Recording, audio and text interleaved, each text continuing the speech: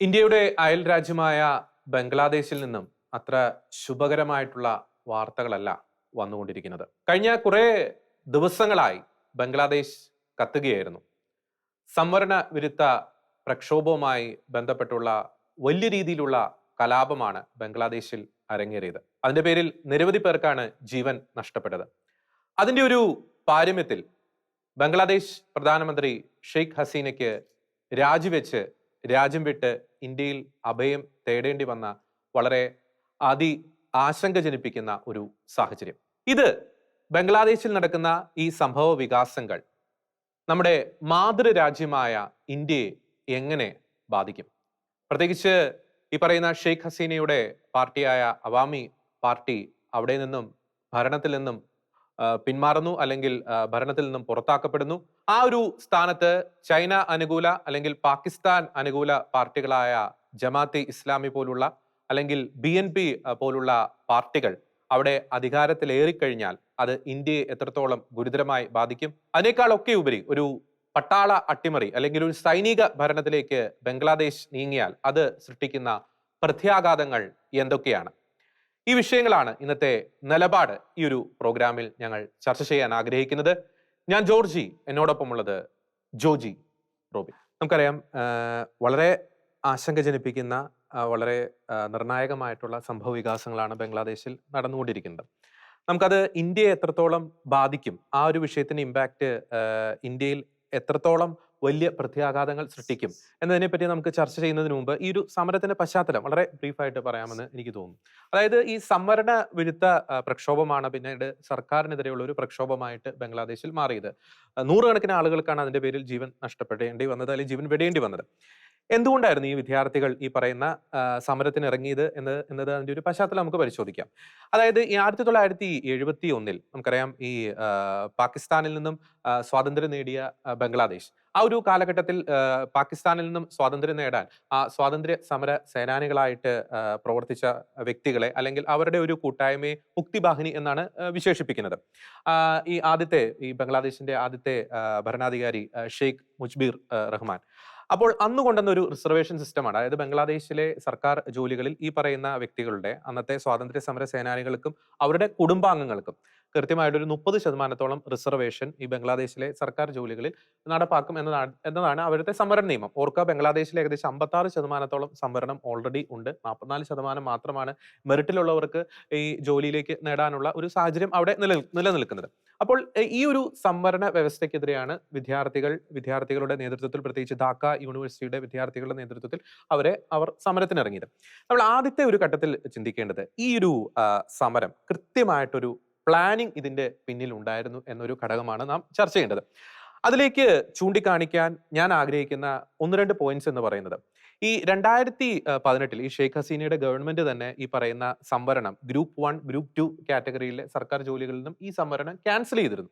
പിന്നീട് ഈ പറയുന്ന 2024 ജൂൺ മാസത്തിലാണ് ബംഗ്ലാദേശ് ഹൈക്കോടതി ആ സംവരണം പുനഃസ്ഥാപിച്ചുകൊണ്ടുള്ള വിധി വന്നത്. അതിനെതിരെ ഈ പറയുന്ന ഷെയ്ഖ് ഹസീനയുടെ ഗവൺമെന്റ് അപ്പീലിന് പോകുമെന്ന് കൃത്യമായിട്ടുള്ള ഒരു പ്രഖ്യാപനം നടത്തിയിരുന്നു. അപ്പോൾ ഈ പറയുന്ന സംവരണവുമായി ബന്ധപ്പെട്ട് വന്നത് ഒരു കോടതി വിധിയാണ്. അത് സർക്കാർ നടപ്പാക്കുകയാണ് ചെയ്തത്. ആ കോടതി വിധിക്കെതിരെ സുപ്രീം കോടതിയിൽ അപ്പീൽ പോകും എന്നൊരു പ്രഖ്യാപനം ഗവൺമെന്റ് നടത്തിയിരുന്നു. പിന്നീട് അതിനെ തുടർന്ന് ജൂൺ ജൂലൈ മാസങ്ങളിൽ അവിടെ ശക്തമായ വിദ്യാർത്ഥി പ്രക്ഷോഭം നടക്കുന്നു. അത് കണ്ടിട്ട് ബംഗ്ലാദേശ് സുപ്രീം കോടതി കൃത്യമായിട്ട് ഈ സംവരണം റദ്ദ് ചെയ്യുന്നുണ്ട്. ഈ സംവരണം നേരത്തെ ഉണ്ടായിരുന്ന 56% നിന്ന് ഈ സംവരണം വെറും 7% അതായത് ഈ സ്വാതന്ത്ര്യ സമര സേനാനികളുടെ സംവരണം എന്നത് 5% താഴ്ത്തുന്നു. അപ്പോൾ ഈ സംവരണവുമായിട്ട് ബന്ധപ്പെട്ട വിഷയം അവിടെ പ്രത്യക്ഷത്തിൽ നോക്കുമ്പോൾ അവിടെ തീർന്നു. പിന്നീടാണ് ഈ സമരത്തിന്റെ 2ാം ഘട്ടമാണ് ഈ ഷെയ്ഖ് ഹസീനയുടെ രാജിയിലേക്ക് നയിച്ചത്. അതിൽ അവർ വളരെ വിചിത്രമായിട്ടുള്ള ചില ഡിമാൻഡുകളൊക്കെ വെക്കുന്നുണ്ട്. സൈന്യത്തെ പിൻവലിക്കുക, അല്ലെങ്കിൽ യൂണിവേഴ്സിറ്റികളിൽ നിന്നും ക്യാമ്പസിൽ നിന്ന് സൈന്യത്തെ പിൻവലിക്കുക, കർഫ്യൂ പിൻവലിക്കുക, ഷെയ്ഖ് ഹസീന മാപ്പ് പറയുക എന്നതൊക്കെ. അപ്പോൾ ഇത് നാം എടുത്ത് നോക്കുമ്പോൾ ഒരു ഗവൺമെന്റിന് യാതൊരു പങ്കുമില്ലാത്ത, അതായത് ഒരു കോടതി ഉത്തരവ്, അതിനെതിരെ ഗവൺമെന്റ് അപ്പീൽ പോകുന്നു, പിന്നീട് കോടതി തന്നെ, അവിടുത്തെ പരമോന്നത കോടതി തന്നെ ആ സംവരണം റദ്ദാക്കുന്നു. അപ്പോൾ സംവരണമല്ല അവിടുത്തെ വിഷയം, അല്ലെ?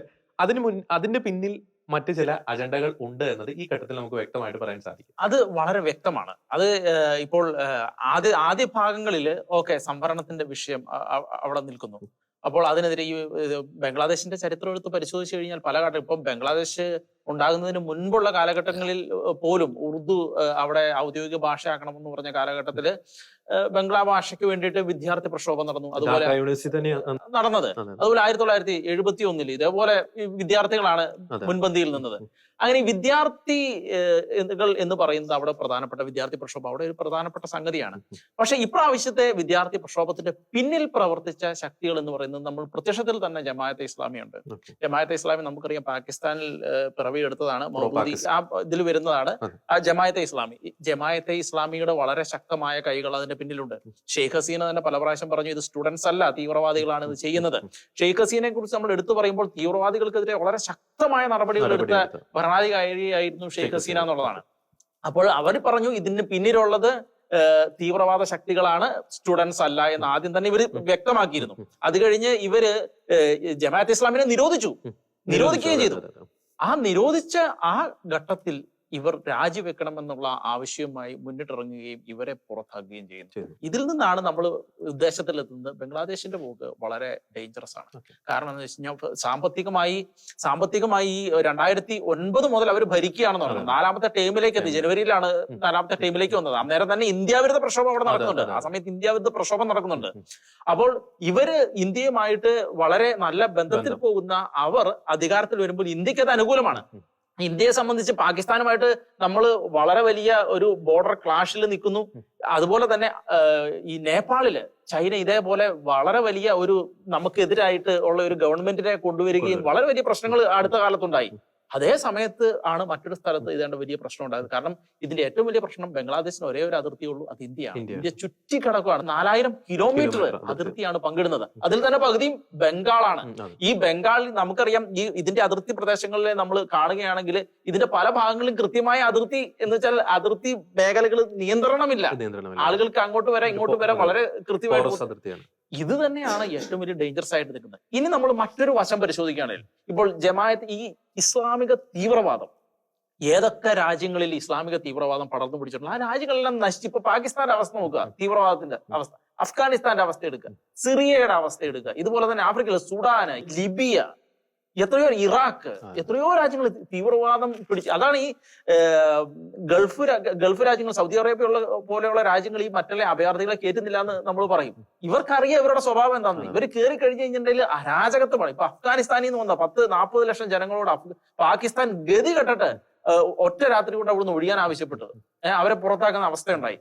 എന്ന് വെച്ചാൽ ഈ തീവ്രവാദം കയറി പിടിക്കുന്ന രാജ്യങ്ങളുടെ അവസ്ഥ എന്ന് പറയുന്ന അരാജകത്വത്തിൽ നിന്ന് അരാജകത്വത്തിലേക്ക് പോവുകയാണ്. അത് തന്നെയാണ് ഷെയ്ഖ് ഹസീന വളരെ വിഷമത്തോടു കൂടി പറഞ്ഞത്. ഇത്രയും വർഷങ്ങൾ കൊണ്ട് ഉണ്ടാക്കിയെടുത്ത ഒരു രാജ്യം ഇങ്ങനെയാകുന്നതിന് അവരുടെ വിഷമം അവർ പ്രകടിപ്പിച്ചത്. കാരണം ആളോഹരി വരുമാനത്തിൽ ഇന്ത്യ കഴിഞ്ഞ് മുന്നിൽ നിന്നവര് അതുപോലെ വളർന്ന 6% വളർച്ചയിലുണ്ടായ ഇതുപോലൊരു രാജ്യത്തെയാണ് ഈ രീതിയിലേക്ക് ഒരു തീവ്രവാദ പ്രസ്ഥാനം എത്തിച്ചത് എന്നുള്ളതാണ് വളരെ സങ്കടത്തോടു കൂടി നമ്മൾ മനസ്സിലാക്കുന്നത്. പിന്നെ വേണമെങ്കിൽ ഒരു കാര്യം കൂടെ നമുക്ക് ഇതിന്റെ കൂടെ കൂട്ടിച്ചേർക്കാൻ പറ്റുന്നത്, ഈ അടുത്ത കാലത്ത് ചൈന തുറമുഖ സംബന്ധമായ ചർച്ചകൾ ബംഗ്ലാദേശുമായിട്ട് നടത്തിയിരുന്നു. അതുകൂടാതെ നമുക്കറിയാവുന്നതാണ് ഈ അടുത്ത സമയത്ത് മാലദ്വീപിൽ ചൈന ഉണ്ടാക്കിയ പ്രശ്നങ്ങൾ എത്രത്തോളം. ഇന്ത്യൻ ആർമി അവിടെ നിന്ന് പുറത്തു പോകേണ്ട അവസ്ഥ വന്നു. നമ്മുടെ അടുത്ത് കിടക്കുന്ന വളരെ സ്ട്രാറ്റജിക് ആയിട്ട് വളരെ ഇമ്പോർട്ടന്റ് ആയിട്ടുള്ള ഒരു പ്രദേശത്ത് നിന്ന് നമ്മൾ പുറന്തള്ളപ്പെടുന്ന ഒരു അവസ്ഥയുണ്ടായി. അതുപോലെ ബംഗ്ലാദേശിൽ ഇതുപോലെ ഒരു ചൈനീസ് ഇൻഫ്ലുവൻസ് വന്നാലുള്ള അവസ്ഥ എന്ന് പറയുന്നത് വളരെ ഭീകരമാണ്. കാരണം ഇന്ത്യയെ സംബന്ധിച്ച് അത്ര സ്ട്രാറ്റജിക് ആണ് പ്രദേശം എന്ന് പറയുന്നത്. അതുകൊണ്ടാണ് നമ്മൾ പലപ്പോഴും പല കാര്യങ്ങളിലും അവർക്ക് മുന്നിൽ നമ്മൾ വഴങ്ങേണ്ട അവസ്ഥകൾ വരെ ഉണ്ടാകുന്നത് ഇവരുടെ സ്ട്രാറ്റജിക്കൽ ആയിട്ടുള്ള ഇമ്പോർട്ടൻസ് കൊണ്ട്. അത് പ്രത്യേകിച്ച് ഇന്ത്യക്ക് വളരെ ഇമ്പോർട്ടന്റ് ആണത്. അവിടെ ഉണ്ടാകുന്ന ഏതൊരു ചെറിയ അൺട്രസ്റ്റ് പോലും ഇന്ത്യയെ സംബന്ധിച്ച് വളരെ ഇമ്പോർട്ടന്റ് ആണ്, വളരെ വേദനിപ്പിക്കുന്നതാണ്. ഓക്കെ, അത് കറക്റ്റാണ്. ഞാൻ ഈ ചൈനയുടെ കാര്യം പറയുമ്പോൾ ഒരു പ്രധാനപ്പെട്ട ഒരു പോയിന്റ് പറയാൻ ആഗ്രഹിക്കുന്നത്, അതായത് ഇന്ത്യയുമായിട്ട് ബംഗ്ലാദേശ് ഈ നദീതർക്കത്തിൽ ഏർപ്പെട്ടിരിക്കുന്ന തീസ്ത നദി അതിന്റെ വികസനവുമായിട്ട് ബന്ധപ്പെട്ട് $100 കോടി വികസന വാഗ്ദാനമാണ് ചൈന നടത്തിയിരിക്കുന്നത്. അതിൽ എടുത്തു പറയേണ്ട ഒരു പ്രധാനപ്പെട്ട കാര്യമുണ്ട്. ഈ സിലിഗുരി ഇടനാഴിയുണ്ട്, അതായത് നമ്മുടെ നോർത്ത് ഈസ്റ്റിലേക്ക് പോകുന്ന ആ ഒരു ഇടുങ്ങിയ ഒരു ഇടനാഴി, അതിനടുത്താണ് ഈ ചൈന ഇത്തരത്തിലുള്ള വികസന പ്രവർത്തനങ്ങളുമായിട്ട് ബന്ധപ്പെട്ട വാഗ്ദാനം ബംഗ്ലാദേശിന്റെ അടുത്തേക്ക് നടത്തിയിരിക്കുന്നത്. അപ്പം വളരെ ഭയം ജനിപ്പിക്കുന്ന ഒരു സാഹചര്യം എന്ന് പറയുന്നത്, ഈ അവിടെ നിന്ന് ഈ അവാമി ലീഗ് പാർട്ടി ഓൾറെഡി മാറിക്കഴിഞ്ഞു. അവിടെ അധികാരത്തിൽ ജമാഅത്തെ ഇസ്ലാമി അല്ലെങ്കിൽ ഈ BNP പോലുള്ള പാർട്ടി, BNP പാർട്ടിയുടെ നേതാവ് ഖാലിദ് സയ്യിദ് ഇപ്പൊ ഓൾറെഡി ഈ പറയുന്നത് പോലെ ജയിലിൽ നിന്നും മോചിപ്പിച്ചു കഴിഞ്ഞിരിക്കുന്നു. അപ്പോൾ ഒരു pro Pakistan pro China government അവിടെ വന്നു കഴിഞ്ഞാൽ അത് ഇന്ത്യയെ വളരെയധികം ദോഷകരമായിട്ട് ബാധിക്കാനുള്ള ഒരു സാധ്യത അവിടെ നിലനിൽക്കും. ഒരു പോയിന്റ് കൂടി ഞാൻ പറയാൻ ആഗ്രഹിക്കും. അപ്പൊ റോബിൻ സൂചിപ്പിച്ച ഒരു പ്രധാനപ്പെട്ട കാര്യമുണ്ട്. ഈ ഇസ്ലാമിക തീവ്രവാദ ശക്തികൾ അവരുടെ ഒരു ടാക്ടിക്സ് എന്ന് പറയുന്നത് ഒരു മൾട്ടി ഫേസ്ഡ് ആണ്. അതായത് നമുക്കറിയാം മുല്ലപ്പൂ വിപ്ലവത്തിൽ എന്താണ് കണ്ടത്? അവിടെ ഓൾറെഡി ഉള്ള ജനാധിപത്യ സർക്കാരിനെ, അല്ലെങ്കിൽ അവരുടെ ഭാഷയിൽ പറഞ്ഞ ഏകാധിപത്യ സർക്കാരിനെ മറിച്ചിടുന്നു. അവിടെ പിന്നെ ഒരു അരാജകത്വമാണ്. പിന്നെ അവിടെ നിന്നും അഭയാർത്ഥികളുടെ ഒരു പമ്പിങ്, അത് യൂറോപ്പിനെ, അയൽ രാജ്യങ്ങളെ ബാധിക്കും. സമാനമായിട്ടുള്ള ഒരു തന്ത്രമാണ് ഈ പൊളിറ്റിക്കൽ ഇസ്ലാമിന്റെ വക്താക്കൾ അല്ലെങ്കിൽ ഇസ്ലാമിക തീവ്രവാദികൾ ഈ ഷെയ്ഖ് ഹസീനയുടെ ഭരണം അട്ടിമറിച്ചതിലൂടെ ബംഗ്ലാദേശിൽ നടത്തിയിരിക്കുന്നത് നമുക്ക് കൃത്യമായി പറയാൻ സാധിക്കില്ലേ? ജോർജ്, ഇവിടെ നമ്മൾ ചിന്തിക്കേണ്ട മറ്റു വളരെ പ്രധാനപ്പെട്ട കുറച്ച് കാര്യങ്ങളുണ്ട്. നമ്മൾ മനസ്സിലാക്കണം വെച്ചാൽ, ജനകീയമായി തെരഞ്ഞെടുക്കപ്പെട്ട അല്ലെങ്കിൽ നന്നായി ഭരിച്ചുകൊണ്ടിരിക്കുന്ന ഗവൺമെന്റുകളെ മറിച്ചിടുന്ന രീതിയിലുള്ള പ്രക്ഷോഭങ്ങൾ നമ്മൾ ലോകത്തിന്റെ വിവിധങ്ങളായ ഭാഗങ്ങളിൽ കാണുന്നുണ്ട്. ഞാൻ അതിനോട് എന്നെ ചേർത്ത് വായിക്കുന്ന നമ്മുടെ ഇന്ത്യയിലെ കർഷക സമരം. കാര്യം പറഞ്ഞാൽ അതിനകത്ത് ഒരുപാട് കാര്യങ്ങളൊന്നും വളരെ വളരെ വസ്തുതകൾ ഉണ്ടെങ്കിൽ പോലും, വളരെ ന്യായപരമായ കാരണങ്ങളുണ്ടെങ്കിൽ പോലും ഒരു പരിധിവരെയും അത് ഗവൺമെന്റിനെതിരെയുള്ള ഒരു വലിയ പ്രക്ഷോഭമായിരുന്നു. അപ്പൊ അത് അത്ര നമുക്ക് ഒരു നിഷ്കളങ്കമായി കാണാൻ സാധിക്കില്ല. അതിന്റെ പുറകിൽ പ്രവർത്തിച്ച ഒരുപാട് ശക്തികളുണ്ട്. ഇങ്ങനെ പല രീതിയിലുള്ള സംഭവവികാസങ്ങൾ നമ്മൾ വെച്ച് നോക്കുമ്പോൾ ഈ ബംഗ്ലാദേശിനെതിരെ ഉണ്ടായിട്ടുള്ള അല്ലെങ്കിൽ ബംഗ്ലാദേശിൽ ഉണ്ടായിട്ടുള്ള ഈ ഒരു കലാപത്തെയും നമ്മൾ ഈ ഒരു രീതിയിൽ കാണണം. ഒരു വേൾഡിൽ മൊത്തം ഒരു ഈ അരാജകത്വം സൃഷ്ടിക്കാനുള്ള ഒരു വലിയ ശ്രമം. പല പല റീസൺ ഉണ്ട് അതിന്റെ പുറകില്. നമുക്കറിയാം, ഇന്ത്യ ഈ ഒരു കാലഘട്ടങ്ങളിൽ എന്ന് വെച്ചാൽ ഈ മോഡി സർക്കാരിന്റെ കീഴിൽ ഒരുപാട് പുരോഗതി കൈവരിച്ചിട്ടുണ്ട്. അല്ലെങ്കിൽ മറ്റു രീതിയിൽ പറയുകയാണെങ്കിൽ ഒരു വേൾഡ് പൊളിറ്റിക്സിൽ ഒരു അല്ലെങ്കിൽ ഒരു വാക്ക് പറയാനുള്ള ആ ഒരു ഗഡ്സിലേക്ക് എത്തിയിട്ടുണ്ട്. അല്ലെങ്കിൽ ഇന്ത്യയുടെ വാക്കിന് ഒരു വിലയുണ്ട്. അപ്പോൾ ഈ ഒരു പൊളിറ്റിക്സിന്റെ ആ ഒരു സ്പീർ വെച്ച് നോക്കുമ്പോൾ ഇന്ത്യൻ പ്രൈം മിനിസ്റ്ററുടെ വാക്കിന് ഒരു വില വരുന്നു. അല്ലെങ്കിൽ മറ്റുള്ള എല്ലാ രാജ്യങ്ങളുമായിട്ടുള്ള ആ ഒരു നയതന്ത്രപരമായ ബന്ധങ്ങൾ വളരെ ശക്തിപ്പെടുന്നു. അല്ലെങ്കിൽ ആ ഒരു ഡിപ്ലോമാറ്റിക് റിലേഷൻസ് വളരെ വളരെ സ്ട്രോങ് ആയി പോകുന്നു. ഇങ്ങനെ ഒരുപാട് മേഖലകളിൽ ഇന്ത്യക്ക് ഒരു വലിയൊരു പുരോഗതി ഉണ്ടായിട്ടുണ്ട്. അങ്ങനെ ഒരു പ്രത്യേകമായ സംഭവവികാസത്തെ ഇഷ്ടപ്പെടാത്ത ഒരുപാട് ശക്തികളുണ്ട്. പല ശക്തികളും നമുക്കിപ്പം ഈ ഇസ്ലാമിക തീവ്രവാദം മാത്രമല്ല, മറിച്ച് മറ്റു പല പല ഫോഴ്സുകളുണ്ട്. ഇന്ത്യ ഒരു പ്രൊമിനന്റ് ശക്തിയാകുന്നത് ഇഷ്ടപ്പെടാത്ത ഒരുപാട് ശക്തികളുണ്ട് ശരിക്കും. അപ്പൊ അവര് കണ്ടെത്തിയ ഒരു വലിയൊരു തന്ത്രമാണിത്. ഇവിടെ റോവും പറഞ്ഞ പോലെ ഒരുപാട് വലിയ ഒരു വിസ്തൃതി നമ്മുടെ അതിർത്തി പങ്കിടുന്ന ആ ഒരു രാജ്യത്തെ അസ്ഥിരമാക്കുന്നതിലൂടെ ഇന്ത്യയെ പല രീതിയിൽ അത് ക്ഷീണിപ്പിക്കാൻ, തളർത്തുവാൻ സാധിക്കും. അതിനുള്ള ഒരു വലിയ ശ്രമമാണ് ഇപ്പൊ സംഭവിക്കാൻ പോകുന്നത്. ഈ ബംഗ്ലാദേശിലെ ഇത്തരം സ്ട്രോങ് ആയ ഒരു ഗവൺമെന്റ് അവര് പുറത്താക്കപ്പെടുമ്പോൾ സംഭവിക്കുന്നത് അവിടുന്ന് ഒരു അഭയാർത്ഥി പ്രഭാവം ഉണ്ടാകാനുള്ള സാധ്യത വളരെ കൂടുതലാണ്. മറ്റൊരു രീതി പറയുകയാണെങ്കിൽ, അവരെ സ്വാധീനിക്കുന്ന രാജ്യങ്ങൾ, ഫോർ എക്സാമ്പിൾ ചൈന, നമുക്കറിയാം പാകിസ്ഥാൻ അല്ല ശരിക്കും ചൈനയുടെ ഒരു വലിയ ഇന്റർഫറൻസ് ഉണ്ടാവുകയാണെങ്കിൽ അത് ഇന്ത്യക്ക് എല്ലാ കാലം ഭീഷണിയാണ്. അങ്ങനെ ഇന്ത്യയുടെ ഡെവലപ്മെന്റിനെ അല്ലെങ്കിൽ ഇന്ത്യയുടെ ആ ഒരു സാമൂഹിക രാഷ്ട്രീയ അവസ്ഥകളെ ഒരു അസ്ഥിരപ്പെടുത്താനുള്ള ഒരു വലിയ ശ്രമമുണ്ട്. നമ്മൾ മനസ്സിലാക്കേണ്ട മറ്റൊരു പ്രധാനപ്പെട്ട കാര്യം ഇതാണ്: എന്തുകൊണ്ടാണ് വ്യത്യസ്തങ്ങളായ രാജ്യങ്ങളിൽ ഈ രീതിയിലുള്ള, അപ്പൊ ഞാൻ പറയുകയാണ്, ഈ ട്രംപിന്റെ കാലത്തുണ്ടായ ഈ ബ്ലാക്ക് ലൈവ്സ് മാറ്റർ എന്ന് പറഞ്ഞാൽ നമ്മൾ കാണുന്നുണ്ട്. പക്ഷെ അതിന്റെ പുറകിലെല്ലാം ശരിക്കും അമേരിക്കയുടെ പുറത്തുള്ള ഒരു വലിയൊരു ശക്തിയുണ്ട്. അതിൽ അവർക്ക് അമേരിക്ക സ്വാധീനമുണ്ട്. ഈ രീതിയിൽ ഞാൻ കാണുന്നത് ഒരു വളരെ വ്യത്യസ്തമായത് വെച്ചാൽ, തീവ്ര സ്വഭാവമുള്ള സംഘടനകൾ അവർ വ്യത്യസ്തങ്ങളായ അവരുടെ സംവിധാനങ്ങൾ ഉപയോഗിച്ചുകൊണ്ട് ജനാധിപത്യപരമായി തെരഞ്ഞെടുക്കപ്പെട്ട ഗവൺമെന്റുകൾ, അല്ലെങ്കിൽ നന്നായിട്ട് രാജ്യം കൊണ്ടുവന്ന ഗവൺമെന്റിനെ, അല്ലെങ്കിൽ ഒരു സാമ്പത്തികമായി ഉയർന്ന വ്യത്യസ്തങ്ങളായ രാജ്യങ്ങളുടെ ഗവൺമെന്റുകളെല്ലാം മറിച്ചിടാനുള്ള ഒരു വളരെ ബോധശ്രമമുണ്ട്. അപ്പോൾ നമ്മളിത് വളരെ ശ്രദ്ധാപൂർവം ഇന്ത്യ ഇത് കൈകാര്യം ചെയ്തില്ല എങ്കിൽ അത് വലിയൊരു ദുരന്തത്തിലേക്ക് നീങ്ങാനുള്ള സാധ്യതകളുണ്ട്. അപ്പം മറ്റൊരു കാര്യം കൂടിയുണ്ട്. ഈ 2009 ശേഷം, പ്രത്യേകിച്ച് ഷെയ്ഖ് ഹസീന തുടർച്ചയായിട്ട് അധികാരത്തിലിരുന്ന ഒരു സാഹചര്യം, 2014 ഈ പറയുന്ന പോലെ 2018 വീണ്ടും അധികാരത്തിൽ വരുന്നു, 2023 വളരെ മൃഗീയ ഭൂരിപക്ഷത്തിൽ അധികാരത്തിൽ വരുന്നു. അപ്പോൾ നമുക്ക് അന്ന് ആ ഒരു കാലഘട്ടത്തിലൊക്കെ പ്രത്യേകിച്ച് ഇന്ത്യയുടെ ബോർഡർ ഏരിയ, ഒപ്പം തന്നെ നോർത്ത് ഈസ്റ്റിൽ സംഭവിച്ച നിർണായകമായിട്ടുള്ള ചില മാറ്റങ്ങളുണ്ട്. ഈ മോദി ഗവൺമെന്റ് വന്നതിന് ശേഷം 2014 ശേഷം അവിടെ നിന്നുള്ള ഇൻസർജൻസി, പ്രത്യേകിച്ച് നോർത്ത് ഈസ്റ്റ് മേഖലയിലുള്ള ഇൻസർജൻസി കാര്യമായിട്ട് തന്നെ കുറയ്ക്കാൻ സാധിച്ചു. ഒപ്പം തന്നെ പല വിഘടനവാദ ഗ്രൂപ്പുകളെയും കീഴടക്കാൻ സാധിച്ചു. പലരും കീഴടങ്ങി ഗവൺമെന്റ് അവർക്ക് പൊതുമാപ്പ് നൽകി അവരെ മുഖ്യധാര സമൂഹത്തിന്റെ ഭാഗമാക്കാൻ സാധിക്കുന്നു. അതിൽ ഒരു നിർണായകമായിട്ടുള്ള പങ്ക് ഇന്ത്യയും ബംഗ്ലാദേശും, അല്ലെങ്കിൽ ഇന്ത്യയും ഈ ഷെയ്ഖ് ഹസീനയും തമ്മിലുള്ള ആ ഒരു സൗഹൃദം അതിൽ നിർണായകമായിട്ടുള്ള പങ്ക് വഹിച്ചിട്ടുണ്ട്. നമുക്കറിയാം, അതിനു മുമ്പ് അവിടെ പട്ടാള ഭരണം നടക്കുന്ന സമയത്ത്, അവിടെ ഈ BNP പാർട്ടിയൊക്കെ ഭരിക്കുന്ന സമയത്ത് എന്ന് പറയുന്നത് തീവ്രവാദികളുടെ ഒരു സേഫ് സോൺ ആയിരുന്നു. അതായത് ഈ ഇന്ത്യ വിരുദ്ധ ശക്തികൾ അവരുടെ ആയുധങ്ങൾ കൈമാറ്റം ചെയ്യുന്ന ഒരു എക്സ്ചേഞ്ച് സ്ഥലമായിരുന്നു ഈ പറയുന്ന ബംഗ്ലാദേശ്. പലപ്പോഴും ബംഗ്ലാദേശിലെ ഈ പറയുന്ന വിഘടനവാദികൾ അല്ലെങ്കിൽ ഇസ്ലാമിക ഫണ്ടമെന്റലിസ്റ്റുകളുടെ ഒക്കെ ഒരു ഇടപെടൽ, അത് കൃത്യമായിട്ടുള്ള ഒരു സുരക്ഷാ സഹകരണത്തോടെ, ഒരു മിലിറ്ററി കോപ്പറേഷനിലൂടെ, കൃത്യമായിട്ടുള്ള നയതന്ത്ര ബന്ധത്തിലൂടെ ഷെയ്ഖ് ഹസീനയുടെ കാലയളവിൽ ഇന്ത്യക്ക് കൃത്യമായിട്ട് ആ തീവ്രവാദത്തെ, വിഘടനവാദത്തെ അടിച്ചമർത്താൻ സാധിച്ചിരുന്നു. ഇനി അവിടെ ഈ ഷെയ്ഖ് ഹസീന മാറി ഈ പറയുന്ന പ്രോ പാകിസ്ഥാൻ, പ്രോ ചൈന ഗ്രൂപ്പുകൾ വന്നു കഴിഞ്ഞാൽ സ്വാഭാവികമായിട്ടും ഇന്ത്യയുടെ നോർത്ത് ഈസ്റ്റിനെ സംബന്ധിച്ചിടത്തോളം ഒരു ആശങ്ക ജനിപ്പിക്കുന്ന ഒരു സാഹചര്യമായിരിക്കും വരാൻ പോകുന്നത് എന്ന് നമുക്ക് ആശങ്കപ്പെടേണ്ടിയിരിക്കുന്നു, അല്ലെ? ശരിക്കും പറഞ്ഞു കഴിഞ്ഞാൽ അത് ഏറ്റവും കൂടുതൽ ഇപ്പൊ നേരത്തെ പറഞ്ഞ പോലെ ചിക്കൻ നെക്ക് എന്ന് പറയുന്നത് ആ ഭാഗത്തെ ഏറ്റവും കൂടുതൽ ചൈന ഏറ്റവും കൂടുതൽ അവിടെ ഫോക്കസ് ചെയ്യുന്നു എന്നുള്ളതാണ്. കാരണം നോർത്ത് ഈസ്റ്റേൺ സംസ്ഥാനം, ഇപ്പൊ അരുണാചൽ പ്രദേശിൽ ഓൾറെഡി ചൈന ഭയങ്കരമായ തോതിൽ അവകാശവാദം ഉന്നയിച്ചു കഴിഞ്ഞിരിക്കുന്നു. അപ്പോൾ ചൈന പറയുന്നത് അത് അവരുടെ ഭാഗമാണെന്ന് പറയുന്നത്. ഈ കഴിഞ്ഞ ദിവസം അവിടെ ഉണ്ടാകുന്ന വികസന പ്രവർത്തനങ്ങളെ ചൈന വളരെയധികം എതിർക്കുന്നു. അവിടെ നിന്ന് ഏതെങ്കിലും ഡിപ്ലോമാറ്റുകൾ എങ്ങോട്ടേലും പോകുന്ന അവസ്ഥയിൽ ചൈന അതിനെ ഭയങ്കരമായിട്ട് എതിർക്കുന്നു. ഈ രീതിയിൽ ചൈന ഇന്ത്യയിലേക്കുള്ള വളരെ വലിയൊരു കടന്നുകയറ്റത്തിന് വേണ്ടി ശ്രമിക്കുന്നുണ്ട്. ഈ നോർത്ത് ഈസ്റ്റേൺ സംസ്ഥാനങ്ങൾ പലപ്പോഴും അസ്ഥിരപ്പെടുത്താൻ ചൈന ശ്രമിക്കുന്നുണ്ട്. ഇന്ത്യയിൽ നിന്നും അതിനെ വേർപെടുത്തിയെടുക്കാൻ ചൈന ശ്രമിക്കുന്നുണ്ട്. അപ്പോൾ നമുക്കറിയാം നമ്മുടെ ചുറ്റും കിടക്കുന്നത് ഇപ്പൊ പാകിസ്ഥാനിലെ തുറമുഖങ്ങളടക്കം ചൈന കൈകാര്യം ചെയ്യുന്നു. അവിടെ വളരെ വലിയ ഇൻഫ്ലുവൻസ് ആണ് ചൈനയ്ക്കുള്ളത്. ഇതുപോലെ നേപ്പാളിൽ ഇതുപോലെ വളരെ വലിയ ഇൻഫ്ലുവൻസ് ഉണ്ട്. ഇതുകൂടാതെ ഭൂട്ടാന്റെ പല മേഖലകളിലേക്കും ചൈന കടന്നുകയറ്റം നടത്തുന്നുണ്ട്. അത് എത്രത്തോളം അത് ഇനി വരുന്ന കാലഘട്ടങ്ങളിൽ അത് എത്രത്തോളം ഇന്ത്യക്ക് ഭീഷണിയാകും എന്നുള്ളത് അറിയത്തില്ല. ഇപ്പോൾ ബംഗ്ലാദേശ് ഇതുപോലെ അസ്ഥിരപ്പെട്ടു. ശ്രീലങ്കയിൽ ഓൾറെഡി ചൈന വളരെ വലിയ ഇൻഫ്ലുവൻസ് ചെലുത്തിയിരിക്കുന്നു. ഇത് കൂടാതെ തന്നെയാണ് മാലദ്വീപ്. എന്ന് വെച്ചാൽ ഇന്ത്യയുടെ ചുറ്റുമുള്ള എല്ലാ സ്ഥലങ്ങളെയും ചൈന അസ്ഥിരപ്പെടുത്തിയിരിക്കുന്നു, വളഞ്ഞിട്ട് പിടിച്ചിരിക്കുന്നു. ഇതാണ് ഇപ്പോഴത്തെ നിലവിലുള്ള അവസ്ഥ. അപ്പോൾ ഇതിന്റെ കൂടെയാണ് ഈ ആരെ ഉപയോഗിച്ച് ഇത് ചെയ്യുന്നു എന്ന് നോക്കുമ്പോഴാണ് ഈ ജമായത്തെ ഇസ്ലാമി എന്നുള്ള സംഘടന വിളിച്ചത് വരുന്നത്. ഇനി പാകിസ്ഥാനിൽ ജമായത്തെ ഇസ്ലാമി വളരെ സ്ട്രോങ് ആണ്. ഇപ്പോൾ ഇതോടെ ബംഗ്ലാദേശിൽ ജമായത്തെ ഇസ്ലാമി ഉണ്ടായിരിക്കുന്നു. ഇതേ ജമായത്തെ ഇസ്ലാമി കേരളത്തിലുണ്ട്. ഇതേ ജമായത്തെ ഇസ്ലാമി ഇവിടെ നടക്കുന്ന പല സാംസ്കാരിക പ്രവർത്തനങ്ങളുടെയും അടക്കം ഇവരുടെ ബുദ്ധിജീവികളുണ്ട്. പല പാർട്ടികളിൽ ഇവരുടെ ബുദ്ധിജീവികൾ കയറിയിട്ടുണ്ട്. കേരളത്തിൽ നടക്കുന്ന ഇപ്പൊ നമുക്കറിയാം ജമായത്തെ ഇസ്ലാമിയുടെ കീഴിലുള്ള മാധ്യമങ്ങൾ ഇപ്പോൾ ഇസ്മായിൽ ഹനിയ മരിച്ചപ്പോൾ രക്തസാക്ഷി എന്ന് വിളിച്ചു, പോരാളി എന്ന് വിളിച്ചു. അഫ്ഗാനിസ്ഥാനില് താലിബാൻ അധികാരമേറ്റെടുത്തപ്പോൾ വിസ്മയം എന്ന് വിളിച്ചു. ഈ ഷെയ്ഖ് ഹസീനെ എന്തുവാ ഇപ്പൊ പറഞ്ഞത്? ഏകാധിപതി കടന്നുപോയിരിക്കുന്നു എന്ന് വെച്ചാൽ ഹമാസിനെ അവിടെ അടക്കം അവർ വെള്ളപൂശി ഹമാസിനെ പോരാളികളാക്കി എന്ന് വെച്ചാൽ കേരളത്തിൽ ഇവരുടെ ഇൻഫ്ലുവൻസ് വളരെ അധികമാണ്. മാധ്യമ മേഖലയിൽ അവർ വളരെ വലിയ ഇൻഫ്ലുവൻസ് ചെലുത്തിയിരിക്കുന്നു. ക്രൈസ്തവീകതയെ ഭയങ്കരമായ തോതിൽ അറ്റാക്ക് ചെയ്യപ്പെടുന്നു. അതുപോലെ തന്നെ ഹിന്ദുവിസത്തെയും അറ്റാക്ക് ചെയ്യപ്പെടുന്നു. ഇവര് വളരെ വലിയൊരു വിഘടനവാദം ബുദ്ധിജീവി തലത്തിൽ ഇവർക്ക് ഈ ആക്രമണം നടത്തി ഒന്നും ചെയ്യാൻ കഴിയാത്തതുകൊണ്ട് ബുദ്ധിജീവി തലത്തിൽ വളരെ വലിയ ഇൻഫ്ലുവൻസ് നടത്തുന്നു. ആരെങ്കിലും ഗാസയെ കുറിച്ചോ അതും അല്ലെങ്കിൽ ഹമാസിനെ കുറിച്ചോ എന്തെങ്കിലും പറഞ്ഞാൽ അവരെല്ലാം വിഘടനവാദികളും വേറെയുള്ള തരത്തിലേക്ക് മുദ്ര കുത്തുന്ന അവസ്ഥ വരുന്നു. രാഷ്ട്രീയ പാർട്ടികൾക്ക് ഇവിടെ തീവ്രവാദ സംഘടനകളെ കുറിച്ച് ഒന്നും പറയാൻ പറ്റാത്ത അവസ്ഥ വരുന്നു. ഇങ്ങനെയെല്ലാം ഇവിടെ ആക്കിയെടുത്തിരിക്കുന്നു. അപ്പോൾ ബംഗ്ലാദേശ് വളരെ വലിയൊരു പാഠമാണ് നമുക്ക് നൽകുന്നത്.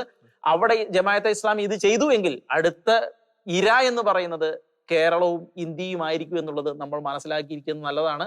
അത് വളരെ വളരെ ശ്രദ്ധയോടുകൂടി ഇന്ത്യ ഇത് കൈകാര്യം ചെയ്യേണ്ടതാണ്. കേരളം കൈകാര്യം ചെയ്യണമെന്ന് തന്നെയാണ് നമുക്ക് പറയാനുള്ളത്. അതൊരു ജോർജ്, ഇവിടെ നമ്മൾ ഈ ബംഗ്ലാദേശിൽ ലോകത്ത് നിൽക്കുന്ന മറ്റൊരു പാഠമുണ്ട്. ശരിക്കും നമ്മൾ ലോകമെമ്പാടും നോക്കുമ്പോൾ അവരുടെ ദേശീയവാദം അല്ലെങ്കിൽ ഫാർ റൈറ്റ് ആ രീതിയിലുള്ള പാർട്ടികൾ രൂപപ്പെടുന്നു, ആ രീതിയിലുള്ള ഒരു മൂവ്മെന്റുകൾ ശക്തിപ്പെടുന്നു. അപ്പൊ അങ്ങനെ നോക്കുമ്പോൾ ഈ ബംഗ്ലാദേശിനെ പോലുള്ള രാജ്യങ്ങളിൽ സംഭവിക്കുന്ന സംഭവവികാസങ്ങൾ ഇത്തരം മൂവ്മെന്റുകൾക്ക് ശക്തി പകരുക മാത്രമേ ഉള്ളൂ. ഇപ്പോൾ നമുക്കറിയാം ജർമ്മനിയില് അല്ലെങ്കിൽ ബ്രിട്ടനില് അല്ലെങ്കിൽ ഫ്രാൻസില് അല്ലെങ്കിൽ സ്പെയിനില് അല്ലെങ്കിൽ ഹംഗറിയില് ഇങ്ങനെ രാജ്യങ്ങളിലെല്ലാം ഈ രീതിയിലുള്ള മൂവ്മെന്റുകൾ ശക്തമാകുന്നു. എന്താ കാരണം മറ്റൊന്നുമല്ല, ഈ ജമാഅത്തെ ഇസ്ലാമിയുടെ രീതിയിലുള്ള സ്വഭാവത്തിലുള്ള സംഘടനകൾ അവരുടെ രാജ്യങ്ങളിൽ പിടിമുറുക്കുന്നു. അതിന് കാരണക്കാർ പലരുമാണ്, ശരിക്കും പുറത്തു വരുന്ന ആൾക്കാരാണ്, മറ്റു പല റീസൺസ് ഉണ്ട്. അപ്പൊ ആ രീതിയിൽ വന്നു കഴിയുമ്പോൾ അവിടുത്തെ ജനജീവിതം താറുമാറാകുന്നു, അവരുടെ ആ ഒരു സമാധാനാവസ്ഥ നഷ്ടപ്പെടുന്നു, അവിടെ കൊലപാതകങ്ങൾ ഉണ്ടാകുന്നു, അവിടെ ആകെപ്പാടെ ഒരു അരാജക അവസ്ഥ ഉണ്ടാകുന്നു. അപ്പോൾ എന്ത് സംഭവിക്കുന്നു? പ്രാദേശികവാദം, ദേശീയവാദം ശക്തിപ്പെടുന്നു. ഇങ്ങനെ ദേശീയവാദം ലോകമെമ്പാട് പടർന്നു കഴിഞ്ഞാൽ ഉണ്ടാകുന്ന ഒരു പ്രധാനപ്പെട്ട അപകടാവസ്ഥ എന്ന് പറയുന്നത് ഒരു യുദ്ധമുണ്ടായാൽ അത് ഒരിക്കലും വലിയ അവസാനിക്കില്ല. അതൊരു വലിയൊരു ആഗോള യുദ്ധത്തിലേക്ക് പോകും, അല്ലെങ്കിൽ ഒരു വലിയ നാശത്തിലേക്ക് കലാശിക്കും. അപ്പം ഈ രീതിയിലുള്ള ഈ ബംഗ്ലാദേശ് പോലുള്ള രാജ്യങ്ങളുണ്ടാകുന്ന സംഭവവികാസം നമുക്കൊരു നിസ്സാരമായിട്ട് തടുക്കാൻ സാധിക്കില്ല. ഭാരതം പ്രത്യേകിച്ച്, ഇവിടെ പറഞ്ഞ പോലെ ഭാരതം പ്രത്യേകിച്ചും ആ കാര്യങ്ങളിൽ വളരെയേറെ ശ്രദ്ധ ചെലുത്താനായിട്ടുള്ള ആ ഒരു അവസ്ഥയുണ്ട്. ഇതിന്റെ കൂടെ മറ്റൊരു കാര്യം കൊണ്ടുള്ള ബംഗ്ലാദേശ് എന്ന് പറയുന്നത് വെറും 1.5 ലക്ഷം ചതുരശ്ര കിലോമീറ്റർ മാത്രമുള്ള ഒരു ഭൂപ്രദേശമാണ്. അവിടെ 17 കോടി മനുഷ്യരാണ് താമസിക്കുന്നത് നമ്മൾ ഓർക്കണം. ലോകത്തിലെ ഏറ്റവും കൂടുതൽ ജനസാന്ദ്രത രാജ്യങ്ങളിലൊന്നാണ് ഈ ബംഗ്ലാദേശ്. ഈ മനുഷ്യര് ഇവിടെ എക്കണോമി തകർന്നു കഴിഞ്ഞാൽ ഈ മനുഷ്യരുടെ അവസ്ഥ എന്തായിരിക്കും എന്നുള്ളതാണ് ഏറ്റവും വലിയ വേദനാജനകമായ വസ്തുത. കാരണം പട്ടിണി കൊണ്ട് ഇപ്പൊ തന്നെ പാകിസ്ഥാൻ നമുക്കറിയാം, പാകിസ്ഥാൻ 8 ലക്ഷം ചതുരശ്ര കിലോമീറ്റർ ഉള്ള, അതുപോലെ തന്നെ എക്കണോമിക്കലി എല്ലാ സാധ്യതകളുമുള്ള അത്രയും വലിയൊരു രാജ്യമാണ്. അവിടെ 22 കോടി മനുഷ്യരുള്ളത്. പക്ഷേ ഇത്രയും ചെറിയൊരു രാജ്യത്ത് ഇത്രയും ആളുകൾ കിടക്കുന്നു. ഇവിടെ എക്കണോമി നശിച്ചു കഴിഞ്ഞിട്ടുണ്ടെങ്കിൽ ഇവരുടെ അവസ്ഥ എന്ന് പറയുന്നത് പട്ടിണി എന്ന് പറഞ്ഞു. ഇപ്പൊ പാകിസ്ഥാൻ പട്ടിണി കൊണ്ട് അവിടെ കലാപങ്ങൾ നടന്നുകൊണ്ടിരിക്കുകയാണ്. ഇവിടെ എത്ര വലിയ അരാജകത്വമായിരിക്കും സംഭവിക്കുക എന്നുള്ളത് റോബിൻ, ഇത് തന്നെയാണ് ഈ അരാജകങ്ങളുടെ ലക്ഷ്യം. ഈ വലിയ ജനസംഖ്യ കണ്ടുകൊണ്ട് തന്നെയാണ് ഈ രീതിയിലുള്ള കലാപങ്ങൾ അവിടെ അഴിച്ചുവിടുന്നത്, ആസൂത്രണം ചെയ്ത് നടപ്പിലാക്കുന്നത്. എന്താണ് അവരുടെ ലക്ഷ്യം?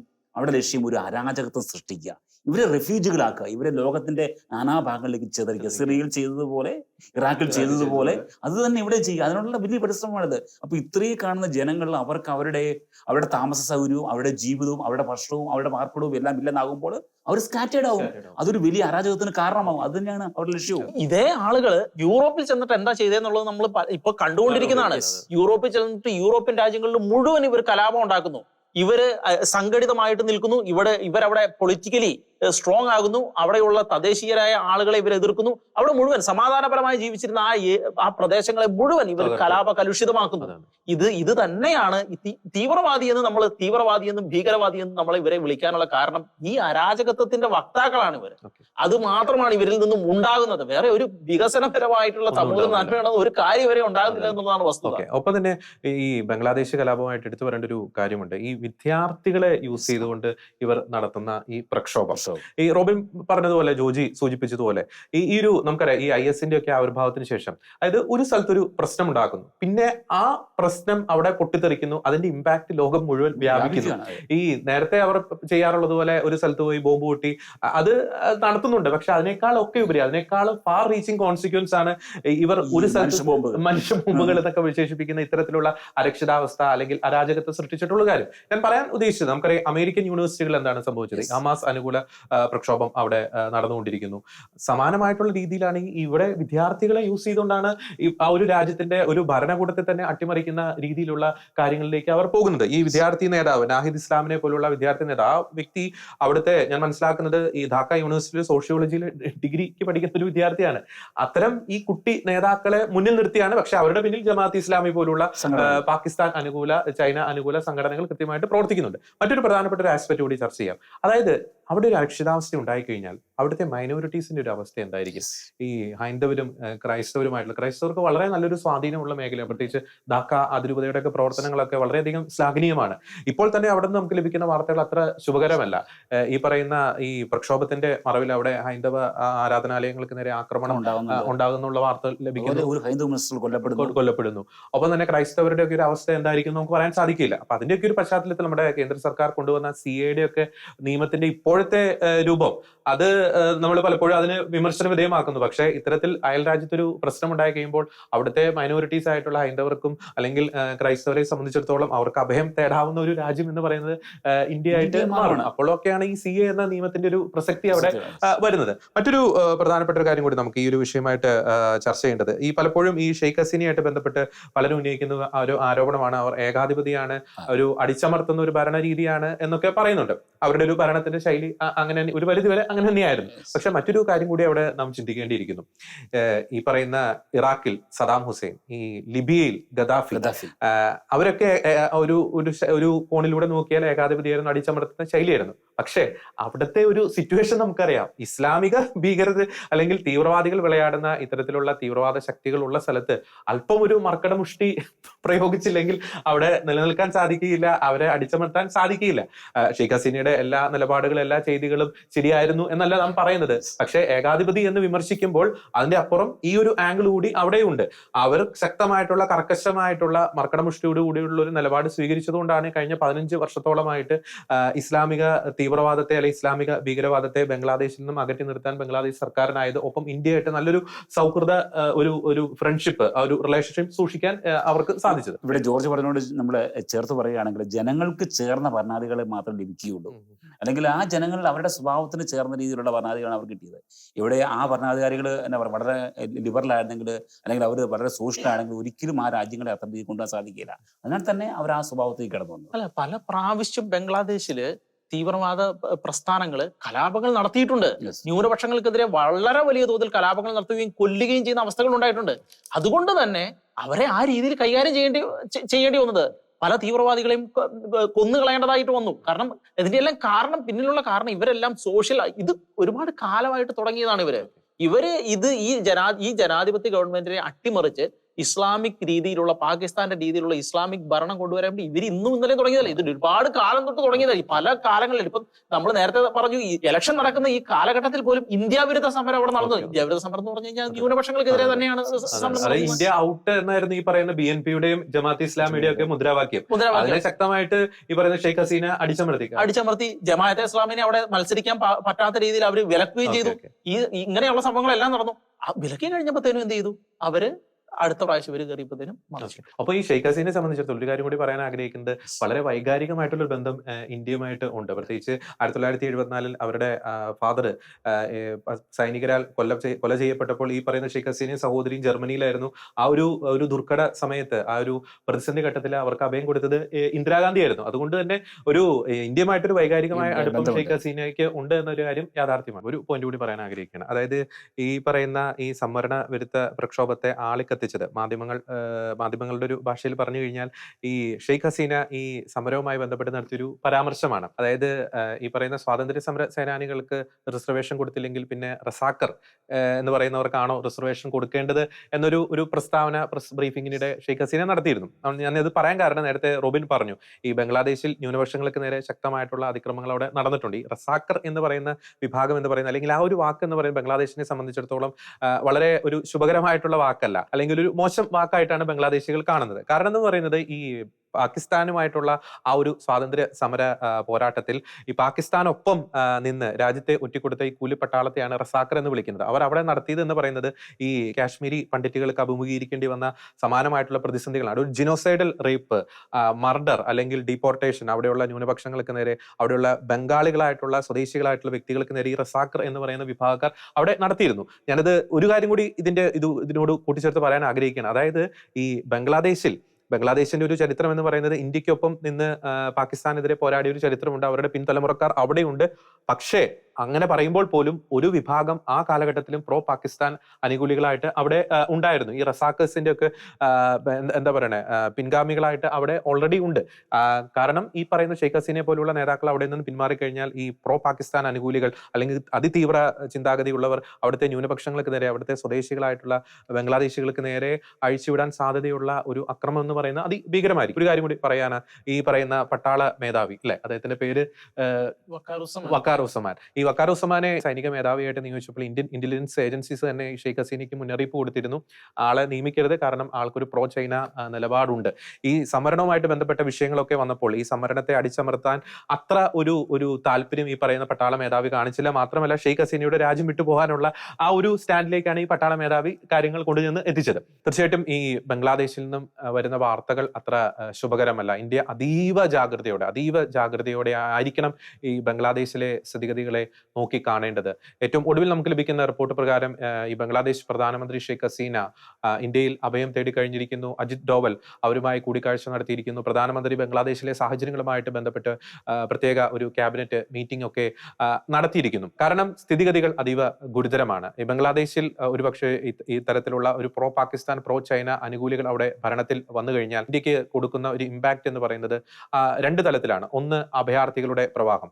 ഇസ്ലാമിക തീവ്രവാദ സംഘടനകൾ ഒരു 2011 ശേഷം ലോകത്തിന്റെ വിവിധ ഭാഗങ്ങളിൽ പയറ്റിയ അതേ തന്ത്രം ഇന്ത്യയിലും പയറ്റാനുള്ള ഒരു ശ്രമത്തിന്റെ ഭാഗമാണ് ബംഗ്ലാദേശിൽ നടന്നുകൊണ്ടിരിക്കുന്ന, വിദ്യാർത്ഥികളെ മറയാക്കി ബംഗ്ലാദേശിൽ നടന്നുകൊണ്ടിരിക്കുന്ന, ഇപ്പോൾ നടക്കുന്ന ഈ ഒരു കലാപം എന്ന് കൃത്യമായിട്ട് നമുക്ക് പറയാൻ സാധിക്കും. ഒപ്പം തന്നെ ഈ ഇത്തരത്തിലുള്ള ഇന്ത്യ അനുകൂല വികാരമില്ലാത്ത ഒരു ഭരണ സംവിധാനം അവിടെ വന്നു കഴിഞ്ഞാൽ അവിടെ ചൈന അത് മുതലെടുക്കും, പാകിസ്ഥാൻ അത് മുതലെടുക്കും. അതിന്റെ മറവിൽ ഈ നോർത്ത് ഈസ്റ്റ് കേന്ദ്രീകരിച്ച ഒരു വിഘടനവാദ പ്രവർത്തനങ്ങളൊക്കെ ശക്തി പ്രാപിക്കാനുള്ള ഒരു സാധ്യത കൂടി അവിടെ ഉണ്ട്. അതുകൊണ്ട് ഈ ഒരു വിഷയത്തിൽ ഞങ്ങളുടെ നിലപാട് ഇതാണ്. ഈ ഒരു വിഷയത്തെ ഒരു നിസ്സാരമായിട്ട് ഒരിക്കലും കാണരുത്. പ്രത്യേകിച്ച് ഇന്ത്യയിലെ പൊതുസമൂഹം ഒരിക്കലും കാണരുത്. ബംഗ്ലാദേശ് വിഷയം അതീവ ജാഗ്രതയോടെ, അതീവ കരുതലോടെ ഇന്ത്യൻ സർക്കാർ നോക്കിക്കാണണം. ഇന്ത്യ ഭരിക്കുന്നത് ശക്തമായിട്ടുള്ള ഒരു ഭരണ സംവിധാനം തന്നെയാണ്. നിലവിൽ അവരെടുത്തിരിക്കുന്ന നിലപാടും അത് തന്നെയാണ്. അതുകൊണ്ട് തന്നെ അവിടെ നിന്നും വരുന്ന അഭയാർത്ഥി പ്രവാഹത്തെക്കുറിച്ച് കൃത്യമായിട്ടുള്ള ഒരു ജാഗ്രത പാലിക്കാൻ ഇന്ത്യൻ സർക്കാർ അതിനുള്ള നടപടികൾ തീർച്ചയായിട്ടും സ്വീകരിക്കും. നമുക്ക് കേരളം പോലുള്ള സംസ്ഥാനം നമുക്കറിയാം, അതിഥി തൊഴിലാളികളുടെ കൂട്ടത്തിൽ ഈ ബംഗ്ലാദേശ് പൗരന്മാരുണ്ട് എന്നൊരു ആരോപണങ്ങൾ വളരെ നാളുകളായി നമ്മുടെ രാജ്യത്ത് കേരളത്തിൽ ഉയർന്നു കേൾക്കുന്നതാണ്. അതുകൊണ്ട് ബംഗ്ലാദേശിലെ സംഭവ വികാസങ്ങൾ കേരളത്തെയും കൂടുതൽ ജാഗ്രതയിലേക്ക് കൊണ്ടുവരണം. അതീവ ജാഗ്രതയോടെ ബംഗ്ലാദേശിലെ സ്ഥിതിഗതികൾ രാജ്യം കൈകാര്യം ചെയ്യണം.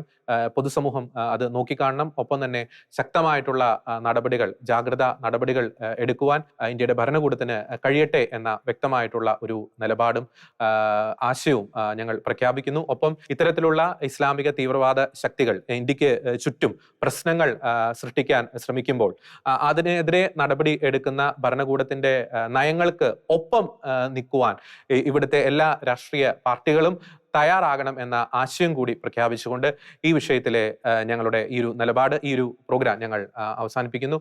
വീണ്ടും അടുത്തൊരു വിഷയത്തിലെ നിലപാടുമായി വീണ്ടും കാണുന്നതായിരിക്കും. എല്ലാ പ്രിയപ്പെട്ട പ്രേക്ഷകർക്കും നന്ദി.